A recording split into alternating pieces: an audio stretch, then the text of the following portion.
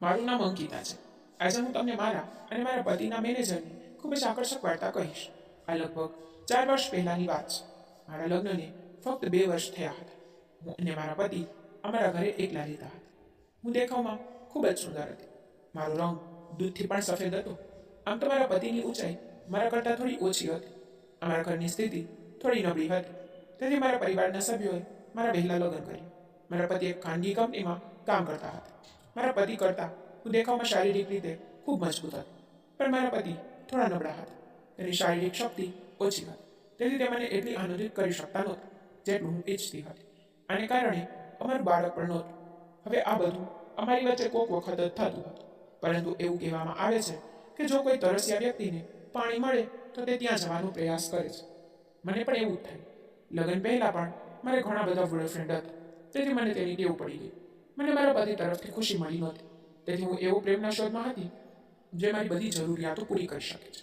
અહીં અમારા ઘરની સ્થિતિ ખૂબ જ ગંભીર હતી. મારા પતિનો પગાર પણ ખૂબ ઓછો હતો. તેથી ઘરના ખર્ચ કરવામાં મને તકલીફ થતી. આને કારણે મારે મારા વ્યક્તિગત ખર્ચને નિયંત્રિત કરવો પડ્યો. મારા પતિને મુંબઈ સ્થાનાંતરિત કરવામાં આવ્યા હતા અને અમને કંપની વતી રહેવા માટે એક નાનો ઓરડો મળ્યો. અહીં આવ્યા પછી હવે હું મુક્ત ફરવા જઈ શકતી હતી. આખો દિવસ મારા પતિ કામ પર જતા હતા અને હું ઘરે એકલા રહેતી હતી. ટીવી જોઈને, મોબાઈલ જોઈને હું મારો સમય પસાર કરતી હતી. થોડા દિવસો આ રીતે પસાર થયા અને મારું જીવન સંપૂર્ણપણે બદલાઈ ગયું. સાંજે મારા પતિએ મને કહ્યું કે તેની કંપનીના મેનેજર કાલે જમવા આવ્યા છે. કંઈક સારું બનાવશે. તો મેં તેને કેટલાક માલની સૂચિ આપી. તેઓ તરત જ ગયા અને માલ લીધો. બીજા દિવસે સવારથી જ મેં બધી તૈયારીઓ શરૂ કરી. પહેલાં ઘર સાફ કર્યું, થોડું શણગાર્યું, પછી રસોઈ કરી. મારા પતિ સાંજે 6 વાગે ઘરે આવ્યા હતા. તે મારું કામ જોઈને ખૂબ ખુશ થયા. તે તેની સાથે એક બોટલ પણ લાવ્યો. સમજી ગઈ કે તેને પીવાનો કાર્યક્રમ છે. મેં તેને પૂછ્યું કે તમારો મેનેજર કેટલા સમયમાં આવશે. તેને કહ્યું 8 સુધીમાં આવી જશે. તમે પણ સારી રીતે તૈયાર થાઓ. ઘરના કપડામાં ન રહેશો. તે ખૂબ મોટો માણસ છે. આપણે બંને તેમની સામે સારા દેખાવા જોઈએ. મેં કહ્યું ઠીક છે અને રસોડામાં કામ કરવા ચાલી ગઈ. સાંજે 7 વાગે મેં ખૂબ જ સુંદર લાલ રંગની સાડી અને બ્લેક બ્લાઉઝ પહેર્યું હતું. તે સાડીમાં મારો સફેદ રંગ ખૂબ જ ખીલી રહ્યો હતો. રાત્રે 8 વાગે દરવાજો ખટખટ્યો. તે સમયે મારા પતિ બાથરૂમમાં ફ્રેશ થઈ રહ્યા હતા. હું તરત જ ગઈ અને દરવાજો ખોલ્યો તો સામે 35 વર્ષ લાંબો માણસ ઊભો હતો. તે દેખાવમાં ખૂબ જ હેન્ડસમ હતો. જ્યારે તેની નજર મારા પર પડી તો તે મારી તરફ જોતા જ રહી. મેં તેને પૂછ્યું, તમે કોણ? તેને પોતાની સંભાળતી વખતે મારા પતિ વિશે પૂછ્યું. મેં કહ્યું, હા, તે ઘરે છે. તમે અંદર આવો. મેં તેમને અંદર બોલાવ્યા. મેં તેમને પાણી આપ્યું.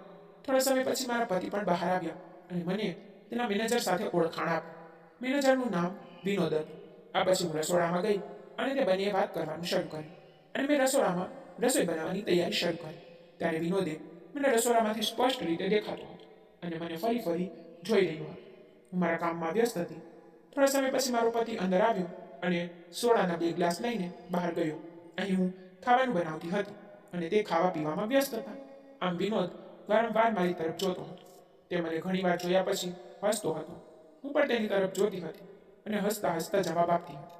પરંતુ મારા મગજમાં તેના વિશે કંઈ નહોતું. તે વયમાં મારાથી મોટા હતા અને તે સમયે મારી ઉંમર કેટલી હતી? હું ફક્ત 22 વર્ષની હતી. લગભગ 1 કલાક પછી જ્યારે તેનું પીવાનું બંધ થઈ ગયું ત્યારે મેં તેમના માટે ખોરાક પીરસવાનું શરૂ કર્યું. જ્યારે તે બંનેએ જમવાનું શરૂ કર્યું ત્યારે વિનોદે મને તેમની સાથે બેસવા કહ્યું અને મને ખોરાક ખાવાનું કહ્યું. જ્યારે મેં મારા પતિ તરફ જોયું ત્યારે તેણે પણ કહ્યું, તમે અહીં અમારી સાથે બેસીને જમી લો. પછી તમે ક્યારે એકલા ખાશો. તેથી મેં મારી પ્લેટમાં ખોરાક પીરસ્યો અને તેમની સાથે બેઠી અને જમવાનું શરૂ કર્યું. જમતા સમયે વિનોદ વારંવાર મારા ખોરાકની પ્રશંસા કરી રહ્યો હતો અને મારા પતિને કહેતો હતો, તમારી પત્ની ખૂબ જ સારો ખોરાક બનાવે છે. અને મને કહ્યું, તમે કેટલા સુંદર છો. તમે જેટલા સુંદર છો તેટલો સારો ખોરાક બનાવો છો. મને મારી પ્રશંસા સાંભળવાનું ગમતું. થોડા સમય પછી તે ફરી પીવા લાગ્યા. હવે બંનેને ચડી ગઈ. મારા પતિ ક્યારેક ક્યારેક પીતા હતા. તેથી તેને વધુ ચડી ગઈ હતી. ખોરાક ખાધા પછી તેને હાથ ધોયા અને પલંગ પર સૂઈ ગયો. હવે હું મેનેજર સાથે બેઠી. તે વારંવાર મારી તરફ જોતો હતો. મને તેનું આ રીતે જોવાનું યોગ્ય લાગ્યું નહીં. અચાનક મેં જોયું કે તેની આંખો ક્યાં હતી. તેથી મેં તરત જ સાડીનું પલ્લું ઠીક કર્યું. થોડા સમય પછી અમે બંને ખોરાક પૂરો કર્યો અને બાથરૂમમાં હાથ ધોવા ગયા. પણ બાથરૂમમાં નળની કોઈ સુવિધા નહોતી. તેથી મેં તેના હાથ પર પાણી રેડ્યું. જ્યારે અમે બંને બહાર આવી રહ્યા હતા ત્યારે તે પણ મારી પાછળ હતા. મને પાછળથી જોતા તેણે મને કહ્યું કે તમારા બ્લાઉઝની ડિઝાઇન ખૂબ સારી છે. અમે હાથ સાફ કર્યા ને બંને બહાર આવ્યા. જલ્દી હું બહાર આવી મેં જોયું કે મારા પતિ પલંગ પર પડેલા સૂઈ ગયા છે. જ્યારે મેં તેને ઉપાડવાનું શરૂ કર્યું ત્યારે વિનોદે મને રહેવા દેવાનું કહ્યું અને કહ્યું તેને સુવા દો. કદાચ તેને ખૂબ પીવાની આદત નથી, તેથી તેને ચડી ગઈ હશે. વાંધો નહીં, તેને સુવા દો. હવે હું જાઉં છું. જવું તેને દરવાજા તરફ જવાનું શરૂ કર્યું અને દરવાજો ખોલ્યો. અમે જોયું કે બહાર ખૂબ જ જોરદાર વરસાદ પડી રહ્યો છે. પછી તેણે મને કહ્યું, હું અહીં થોડા સમય માટે રહું છું, નહીં તો હું આ વરસાદમાં ભીનો થઈ જઈશ.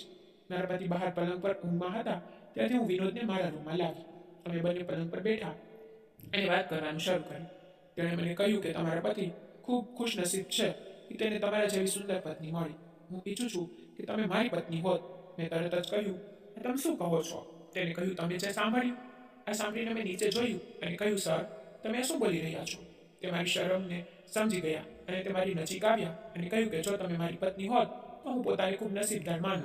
તમે મારી સાથે દોસ્તી કરશો? પણ હું આ પ્રશ્નોનો જવાબ આપી શકી નહીં. તો તેને ફરીથી પૂછ્યું, મને કહો. મેં તેની તરફ જોયું અને હા પાડી. તે ખૂબ ખુશ થયા. તેને કહ્યું, આભાર. મને તમારો મોબાઈલ નંબર આપો. અમે મોબાઈલ નંબરો એકબીજા સાથે શેર કર્યા. મારા પતિને તેના વિશે કંઈ ખબર નહોતી. તે આરામથી પલંગ પર સૂઈ રહ્યા હતા. થોડા સમય પછી વરસાદ અટકી ગયો અને તે ચાલ્યા ગયા. બીજા દિવસે જ્યારે પણ મારા પતિ નોકરી પર જતા હતા ત્યારે વિનોદનો કોલ આવવાનું શરૂ થયું. અમે બંને લાંબા સમય સુધી વાત કરતા હતા. ધીરે ધીરે અમે બંને એટલા નજીક આવ્યા કે હવે કેટલીક અનકહી વાતો અમારા શબ્દોમાં થતી હતી. હવે મેં પણ તેના ફોનની રાહ જોવાનું શરૂ કર્યું. મેં તેને ખૂબ પસંદ કરવાનું પણ શરૂ કર્યું. આમ જ 1 મહિનો પસાર થયો. એક દિવસ અચાનક સાંજે મારો પતિ નોકરીથી ઘરે આવ્યું અને કહ્યું કે તેનું પ્રમોશન થઈ ગયું છે. તે દિવસે અમે બંને ખૂબ ખુશ હતા. જ્યારે બીજા દિવસે વિનોદનો ફોન આવ્યો ત્યારે તેણે મને કહ્યું કે અંકિતા મેડમ, મારી પહેલી ભેટ કેવી હતી?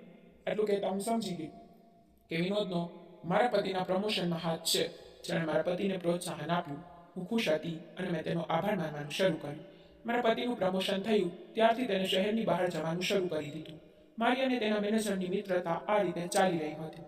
હવે તે મારા ઘરે પણ આવી રહ્યો હતો જ્યારે મારા પતિ ઘરે ન હોતા. પરંતુ હજુ સુધી અમારી વચ્ચે કંઈ ખોટું થયું નહોતું. અમે ફક્ત એકબીજા સાથે વાત કરતા હતા. આમ સમય પસાર થતો હતો. એક દિવસ મારા પતિએ મને કહ્યું કે તે 10 દિવસ માટે બીજા શહેરમાં જાય છે અને મને કહ્યું કે તમે અહીં એકલા શું કરશો? જો તમે ઈચ્છો છો તો તમે તમારા માના ઘરે જઈ શકો છો. મારું માનું ઘર અહીંથી ખૂબ દૂર હતું. તેથી મેં તેને કહ્યું, કોઈ સમસ્યા નથી, હું અહીં એકલા રહી શકું છું. તમે શાંતિથી જાઓ. 2-3 દિવસ પછી મારા પતિ ચાલ્યા ગયા. બીજા દિવસે વિનોદનો સવારે 8 વાગે કોલ આવ્યો. તે જાણતા હતા કે મારા પતિ કામ માટે બહાર જઈ રહ્યા છે. જ્યારે અમે બંને વાત કરવાનું શરૂ કર્યું ત્યારે તેણે મને કહ્યું કે મારે તમને મળવાનું છે. તેથી મેં તેને રાત્રે 9 વાગે ઘરે આવવાનું કહ્યું. આમ પણ તે હંમેશા ઘરે આવતા હતા, પરંતુ આ સમયે મને તેના મગજમાં કંઈક અલગ લાગ્યું. તે રાત્રે મેં જાળીદાર ગુલાબી સાડી અને સલ્લી સ્લીવલેસ બ્લાઉઝ પહેર્યું હતું. દરવાજાની ઘંટી બરાબર 9 વાગે વાગી ત્યારે મેં દરવાજો ખોલ્યો. સામે વિનોદ હતો. તેના હાથમાં બેગ પણ હતી.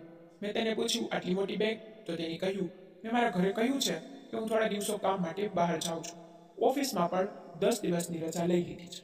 હું અહીં થોડા દિવસો પસાર કરવા માંગુ છું. શું હું અહીં થોડા દિવસો માટે તમારી સાથે રહી શકું છું? આ સાંભળીને હું ખૂબ નર્વસ થઈ ગઈ અને તેને કહ્યું, જો કોઈને ખબર પડે તો આવું કંઈ ન કરો. તો તેને મને સમજાવવાનું શરૂ કર્યું અને કહ્યું, ચિંતા ન કરો, કોઈને કંઈ પણ ખબર નહીં પડે. આ પછી હું તેને ઘરે લઈ ગઈ. પછી હું રસોડામાં ગઈ અને રસોઈ શરૂ કરી. અમે એક સાથે ખોરાક ખાધો. ખોરાક ખાધા પછી અમે ગેલેરીમાં બેસીને એકબીજા સાથે વાત કરતા હતા. તો તેને મારી તરફ જોવાનું શરૂ કર્યું. મારા મનમાં ઘણા વિચારો આવી રહ્યા હતા કે અહીં રહેવાની તેની યોજના શું છે. પણ વાત કરતી વખતે તેણે અચાનક જ મારો હાથ પકડ્યો અને મને તેની પાસે ખેંચી અને કહ્યું, અંકિતા, તમે મને ખૂબ પસંદ છો. શું તમે મને પસંદ કરો છો? હું જાણું છું કે તમારા પતિ તમારા પર બિલકુલ ધ્યાન આપતા નથી, પણ હું તમારી જરૂરિયાતોને પૂર્ણ કરીશ. હું તમને જે જોઈએ છે તે લાવીશ. મને મારા પતિ તરફથી ખુશી મળી નથી. જે હું ઈચ્છું છું તેથી જ મેં વિનોદની વાતનું પાલન કર્યું. અમે બંને કોરડામાં ગયા અને વિનોદે મારી બધી જરૂરિયાતો પૂર્ણ કરવાનું શરૂ કરી દીધું. તે જ રીતે વિનોદ 10 દિવસ અમારા ઘરે રહ્યો. પછી તે તેના ઘરે ગયો અને મારા પતિ પણ ઘરે આવ્યા. મારા પતિને મારા વિશે કંઈ ખબર નહોતી. તેને મારા પર વધારે ધ્યાન જ આપ્યું નહીં. તેને મારી ઈચ્છા દેખાતી નહોતી, પરંતુ હું જાણતી હતી કે વિનોદ જાણતો હતો કે મારે શું જોઈએ છે. તેને મને જે જોઈએ છે તે બધું આપ્યું. થોડા દિવસો ત્યાં રોકાયા પછી મારા પતિએ બીજા શહેરમાં નોકરી લીધી અને થોડા મહિના પછી અમે બીજા શહેરમાં સ્થળાંતર કર્યું. પણ આજે પણ હું વિનોદ સાથે વિતાવેલી તે ક્ષણ યાદ કરું છું. તો મિત્રો, સ્ટોરી સારી લાગી હોય તો વિડીયોને લાઈક કરો અને ચેનલને સબસ્ક્રાઈબ કરો. આભાર, ધન્યવાદ.